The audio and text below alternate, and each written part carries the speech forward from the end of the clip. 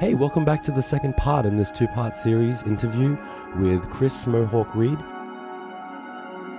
And you obviously stand out, you're iconic, and you've obviously, carried this personal branding for the last 10 years.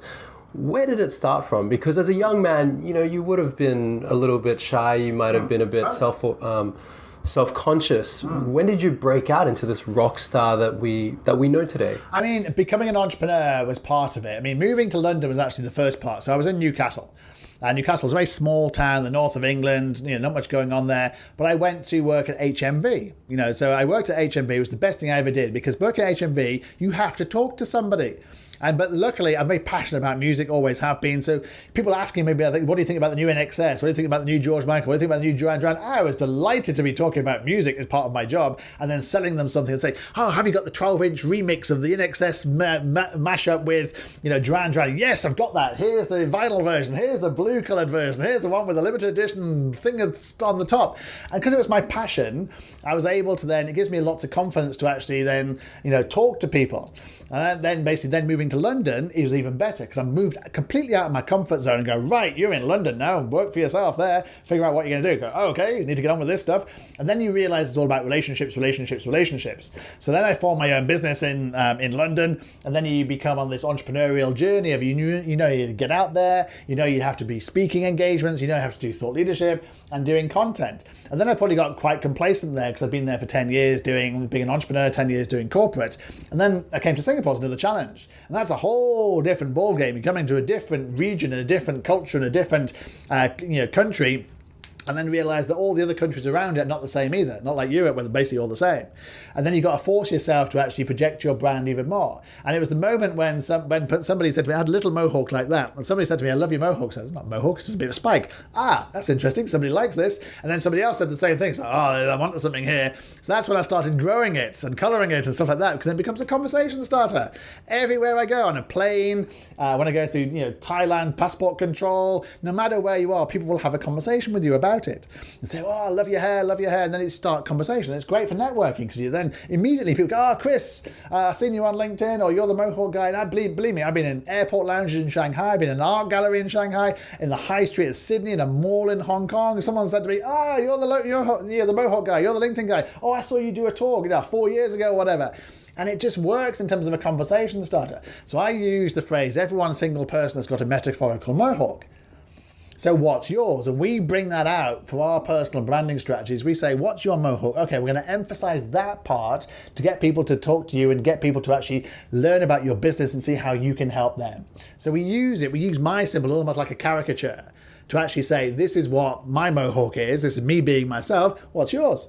Let's have a conversation. And the metaphorical mohawk is obviously the essence of the story. Like, why should someone care about you? What is the one thing that is memorable about you? Correct. And how did you come from, selling records at one of the biggest music labels in the world to basically leading marketing at many iconic brands across the UK? I mean, did you just sort of go through the ranks of yeah, I mean, basically, yes. I mean, the simple thing is that I made myself, I realized I had a 10-year objective to learn as much as possible before I became an entrepreneur. Because I wanted to become an entrepreneur at 20, but then I went, well, I have nothing to say to anybody because I don't know anybody, I don't know anything, basically. I just worked at a music store. So then I needed to basically learn the experience. That's when I went through 8 jobs in 10 years. But specifically and strategically looking at, I went from a music store, HMV, to a nightclub. I went to a concert venue. I went to a radio station. I went to newspapers. We have the biggest newspapers company in the world, the Times, the Sunday Times. And then I switched over to the internet boom in 2000. And then I formed my own company. Because I had enough experience across all media there to actually then be able to turn those people that I knew in those industries into clients, but also have enough connections and enough networking to actually say, I've been in your place, I can help you.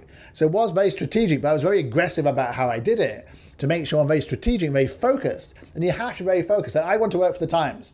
And it took me 2 or 3 times to get there. I'd failed in a couple of other interviews. I said, no, I'm going to be very determined. I'm going to work for the Times. because I knew it was an iconic newspaper. It'd be brilliant to actually work for, great on my CV. And the same with the radio stations. I want to work for radio stations. I work for a radio station.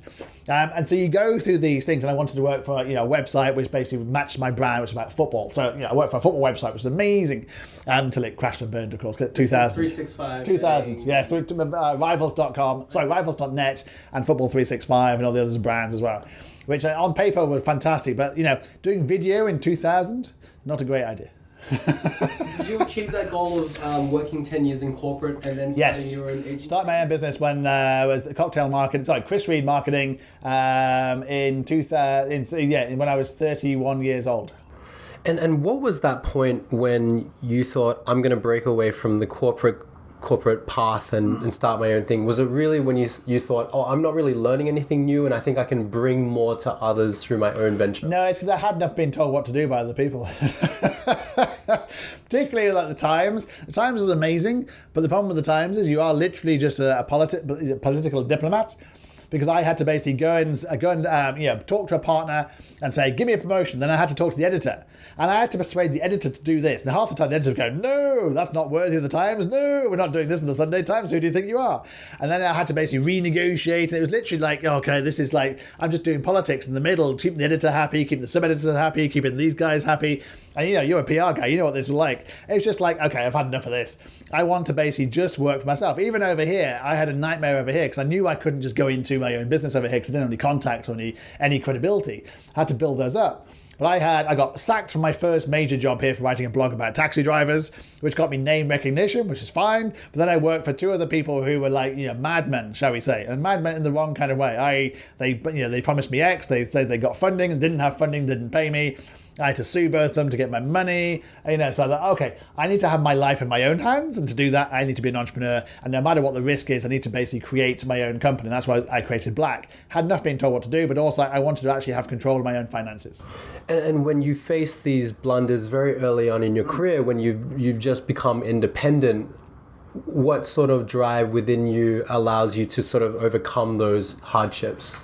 I have no self-doubt whatsoever about I'm doing the wrong thing. Even if I make mistakes, I learn from those and move on. Often people say to me, you have no nostalgia. I don't look back and go, I wish I was in this and I wish I was doing that. I just move on.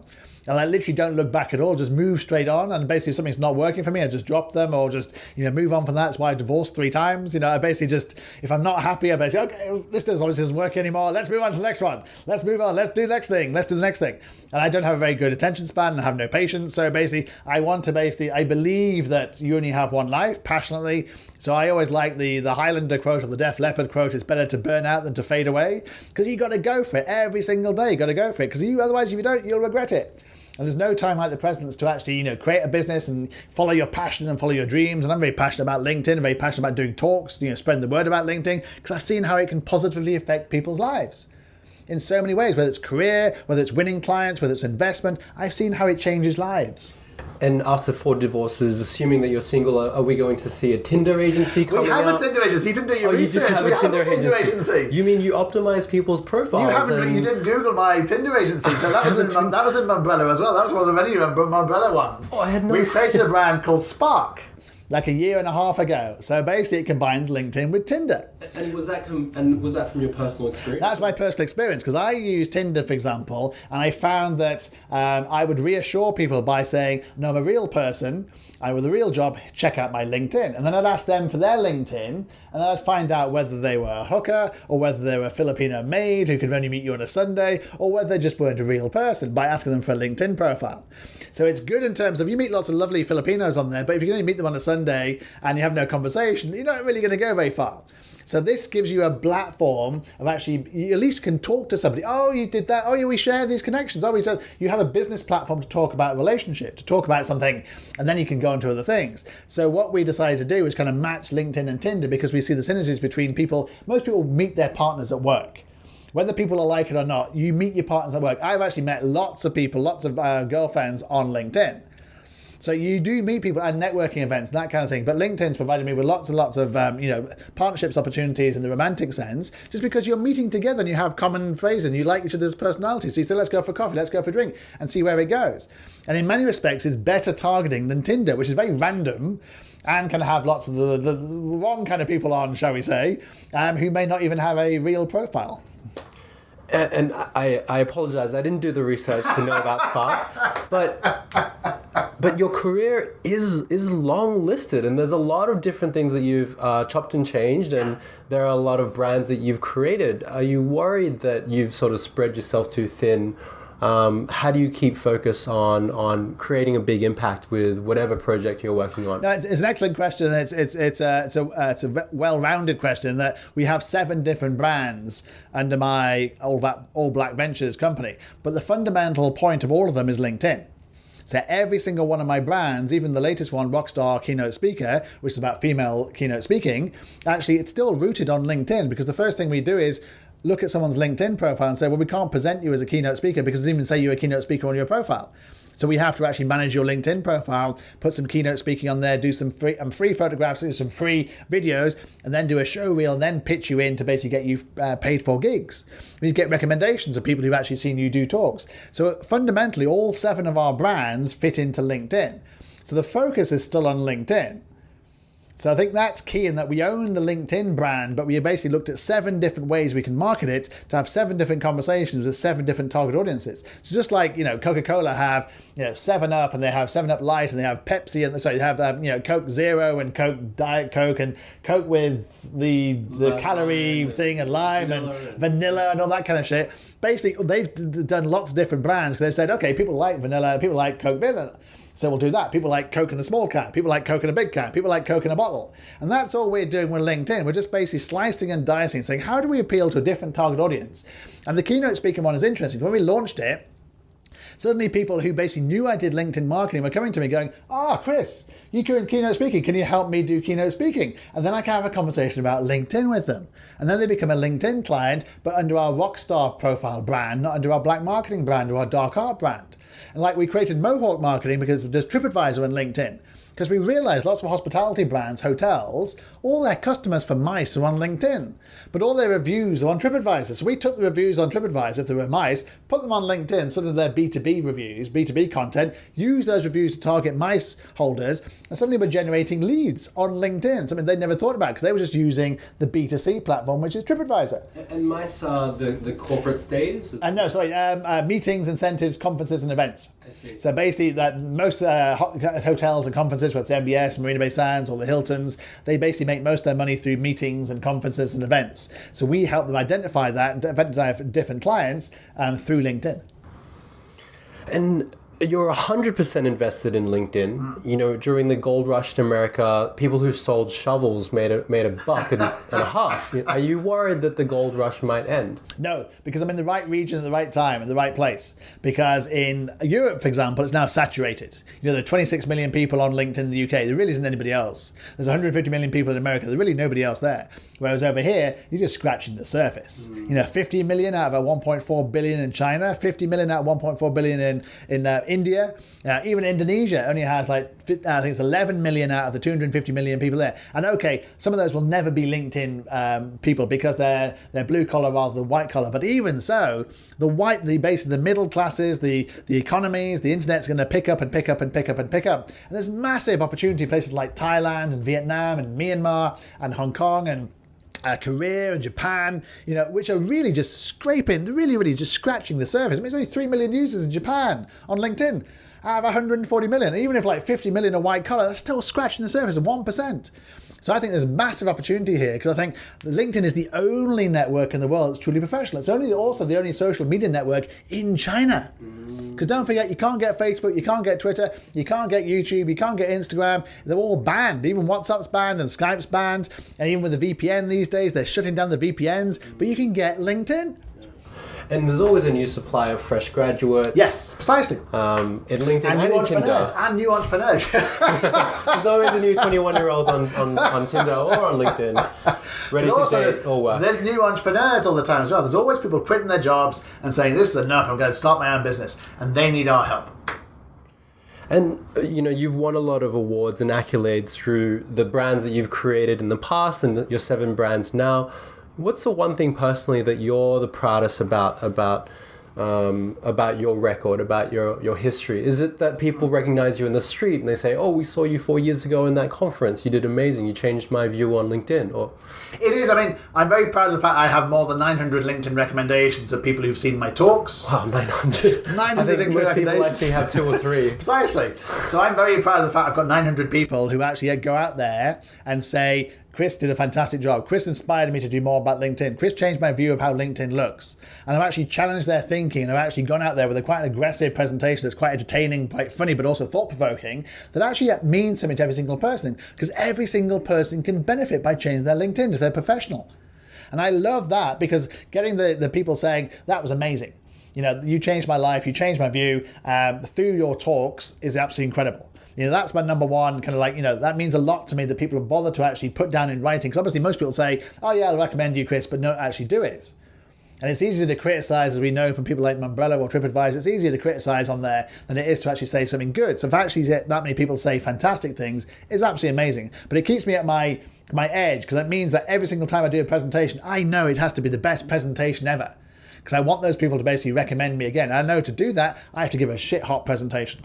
And you're such a colorful personality that when you talk, people take out their phones and they just start recording. I know on LinkedIn, I've seen videos of you presenting at universities. And when you talk, you know, it's not just enabling people to use LinkedIn. It seems to be the theme is wider than that. It seems to be about people's image and how they present themselves. Correct. Personal branding, yes. And so do you see your contribution as not just being limited to LinkedIn, but really about people finding their true identity, their metaphorical... Without a shout, without a settled down, yes. Particularly in a place like Singapore, which is very conservative.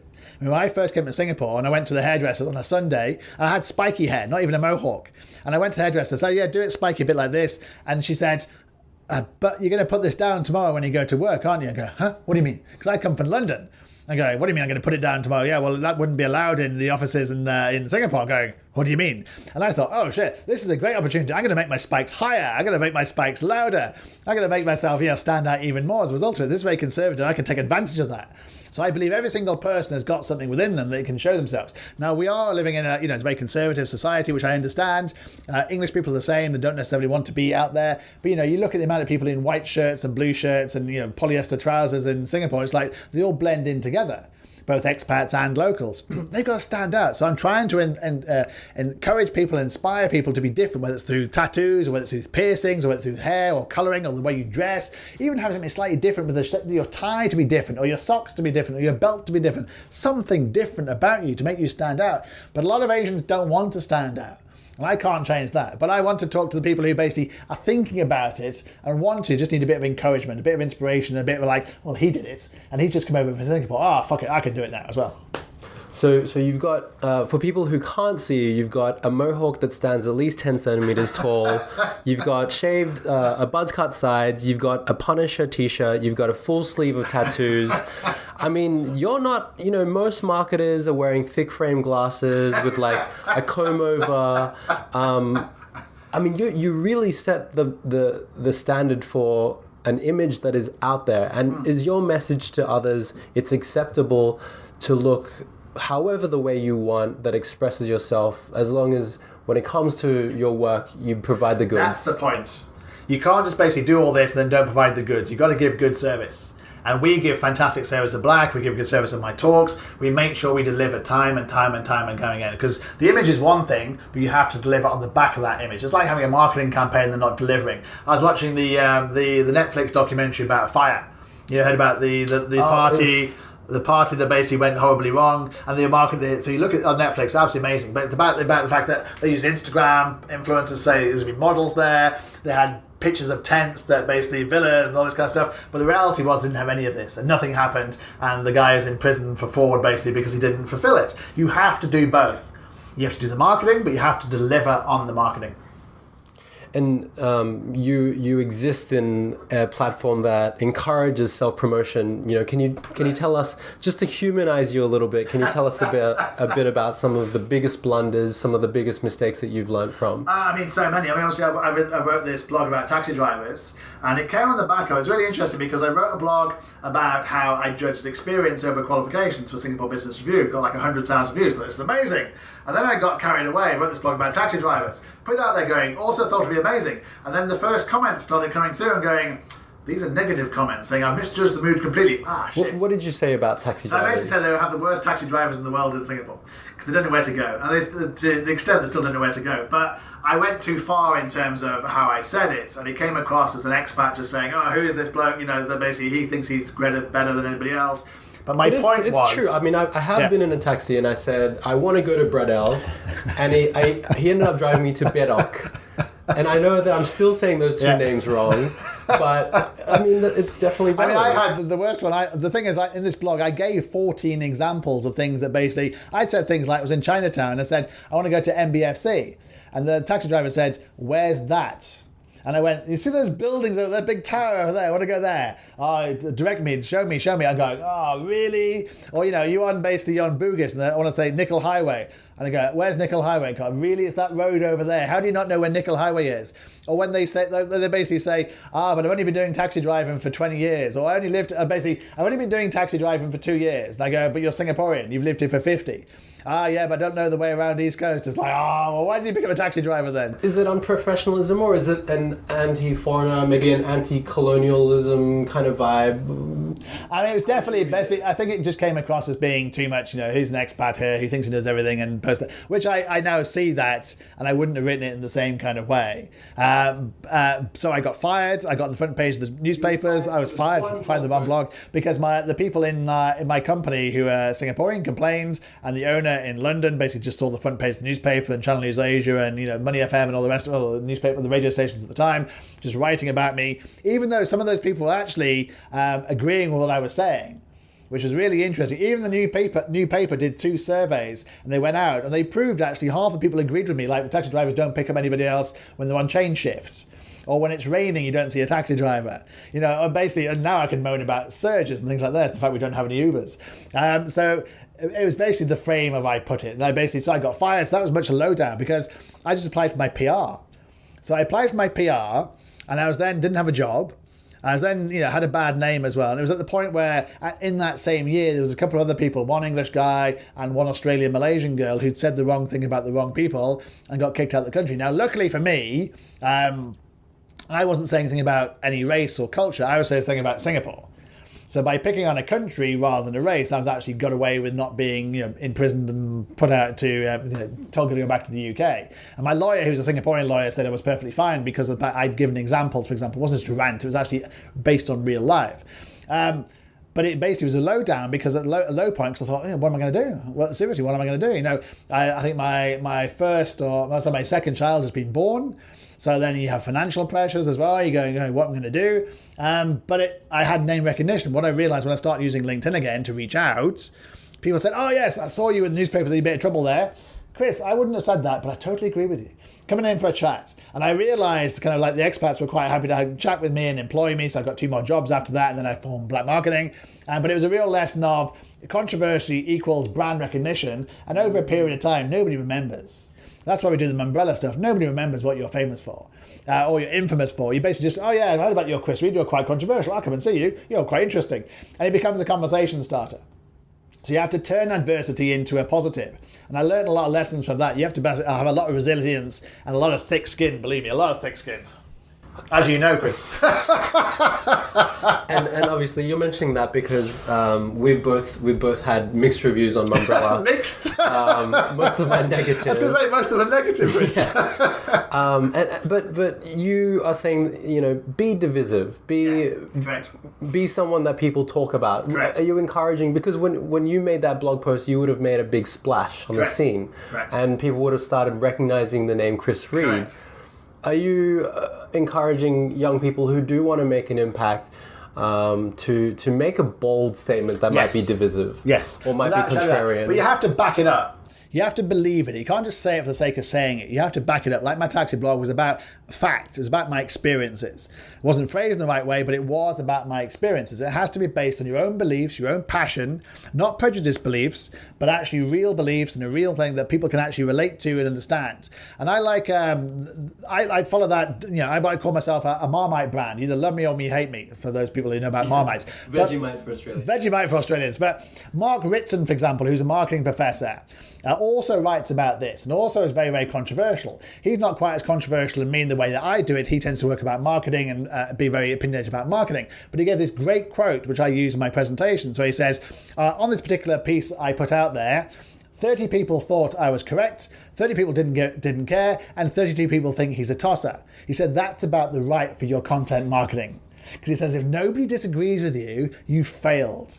If nobody is basically agreeing or disagreeing, and all you've got is people going, nah, then basically you failed. You haven't moved anybody. You haven't stimulated anybody. You haven't started an agreement. That's why the umbrella stuff with you and I are great, because at least you got someone talking about you. At least people know who you are. At least you basically, you started a conversation and you started a couple of great debates. And I thought they were fantastic debates, but you got lots of negative PR as a result of it. But people know who you are. But as someone who was brought up in a cultural background, when you have a naggy mom or you have an annoying sibling that always brings you down, that always cuts you down, it's within the privacy of your home. But for you, who's had to ascend in the public spotlight and who must have enemies lurking everywhere around you and journalists who are looking to cut you down, how do you wake up and say, fuck that, I'm just going to keep on doing my thing? I mean, interestingly, journalists don't really do that. I mean, journalists actually very good for me because they know I provide good copy and I'm a good story. They put my name up there, I'm going to get lots of engagement. I have the most read story in Mumbrella at the moment because I answer everything, and because the publisher knows when he puts up my name there, it becomes a lightning bolt. People people have negative comments and other people come in and defend me and I defend myself, so it becomes a debating ground. It's got more comments than the whole Unilever Procter & Gamble thing at the moment, Gillette thing at the moment, which is amazing. But the point is, people feel moved enough to actually make those kind of comments. So I think you just have to remove it from the fact it's not personal. It's just basically other people expressing their anger or their annoyance or misunderstanding or ignorance, or because they feel insecure themselves, or because there's a reason why people do anonymous comments, because they haven't got the balls to actually say it to your face. They never say it to my face here in Singapore.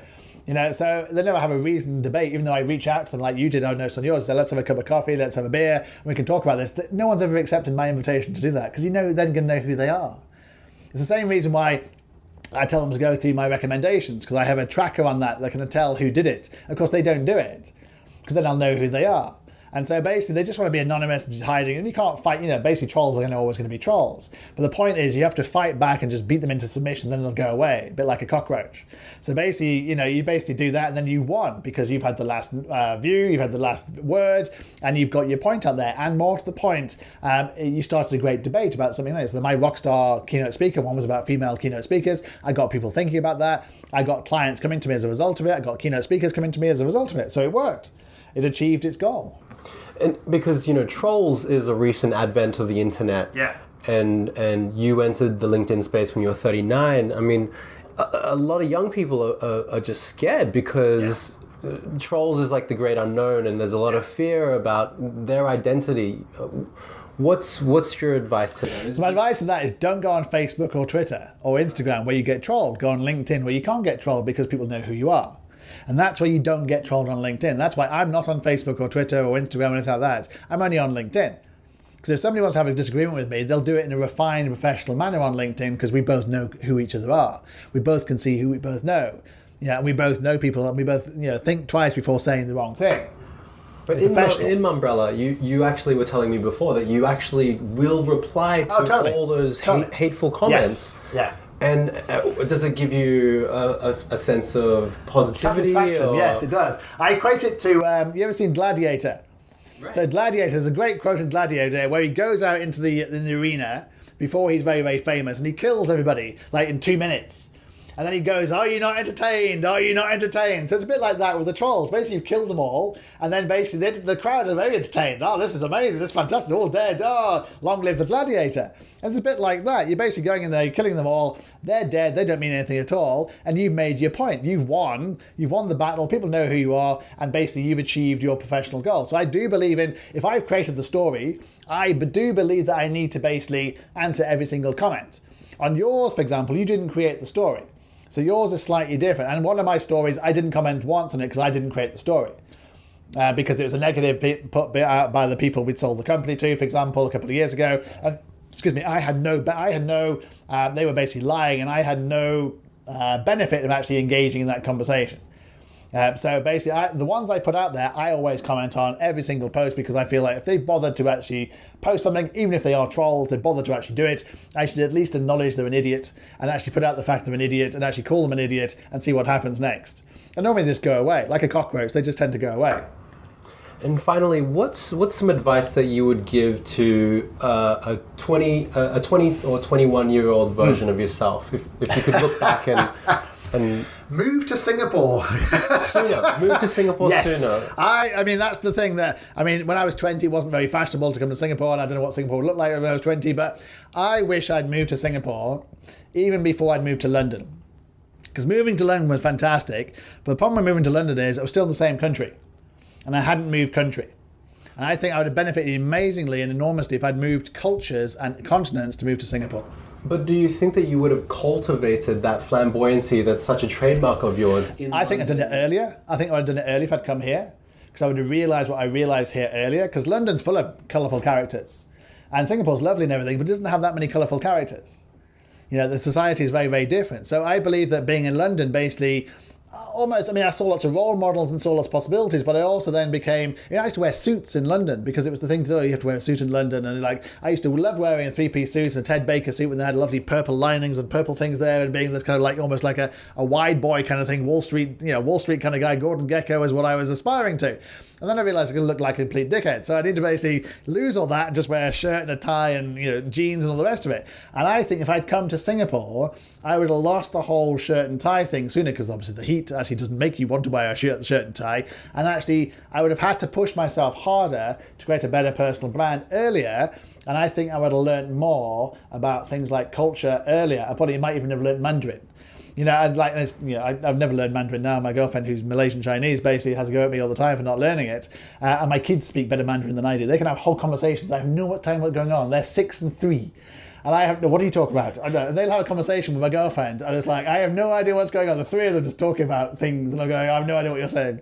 And I think I missed out opportunities by doing that. So if I'd look at my 20-year-old self, I would have said, move to Singapore. And that would be the making of you. Because if I'd come here then, I think that would have been an amazing journey. I think that would have been really, really wonderful. The opportunities in Asia are just amazing. They are now, they were then. And I just think it would have been incredible to come here as a 20-year-old.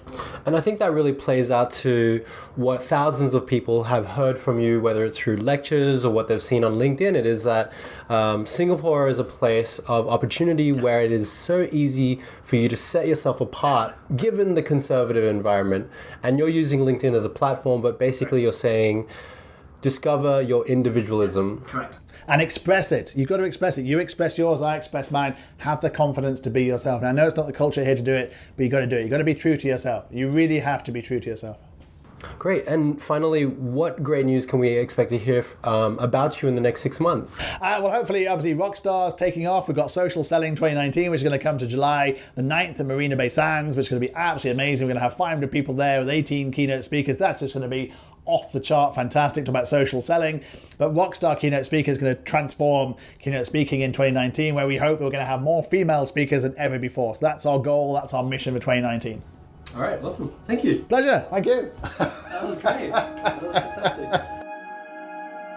I hope that you enjoyed listening to this interview. Wow, he's got so much energy, and it was such a delight to interview him. He just exudes confidence and charisma, and I love, the messaging behind what he's trying to do and what he does for his clients. Please tell a friend, family member, or colleague about this podcast episode. You can easily share it just by sharing this link. And please don't forget to subscribe on iTunes or Google Podcasts or on Spotify. Thanks a lot for listening, and see you next week.